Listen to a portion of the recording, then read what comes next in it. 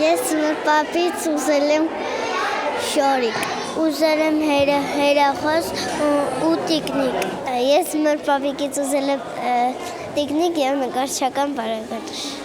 Մինչ աշտարակի Գուլամիրյան հայորդյաց տան սաները թվարկում են ձմեռ պապից ակնկալվող իրենց նվերները, Տեր Փառեն Քահանա Առաքելյանը ներկայացնում է 2025 թվականին կրթօջախի ձեռքբերումները։ Մի երկու օրինակ ես կարող եմ ասել, օրինակ մեր դուդուկի խմբի սանը Իսպանիայում հեռավար այդ մրցույթի ժամանակ գրավեց մրցանակ առաջին տեղ։ Մեր դհոլի տղաները հանրապետական մրցույթում առաջին տեղ գրավեցին։ Մեզ համար շատ մեծ պատիվ էր, որ մեր գեղանկարչության դասարանի սաները իրենց նախաձեռնությամբ կենաց պատկերներ, շարական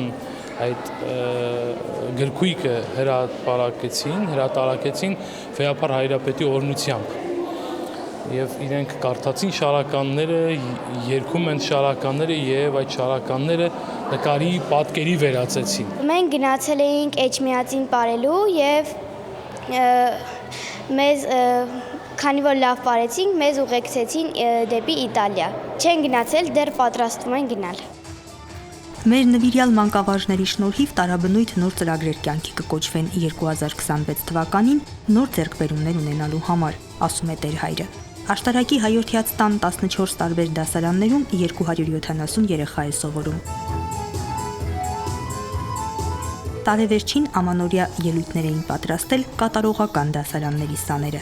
Մայրաթոր Սուրբ Էջմիածնից Վեհապար Հայրապետը տոնական նվերներ էր ուղարկել բոլոր սաներին։ Սա սիրտ է, հոգի է, որ բաբախում է աշտարակում եւ Վեհապար Հայրապետի երազանքը, որ հայորդյաց տները հիմնելու ժամանակ ունեցել է, այսօր իրականություն է դարձել եւ 1000 անգամ փառք Աստծո դրա համար, որովհետեւ հարյուրավոր երեխաներ սովորում են եւ կերտվում են որպես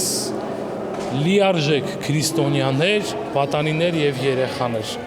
Սա Երևանում եւ մարզերում գործող 8 հայորդյաց տներից մեկն է։ Դրանք ստեղծվել են ամենայն հայոց Հայրապետի ջանքերով, հայկական բարեգործական ընդհանուր միության եւ բազմաթիվ բարերարների աջակցությամբ։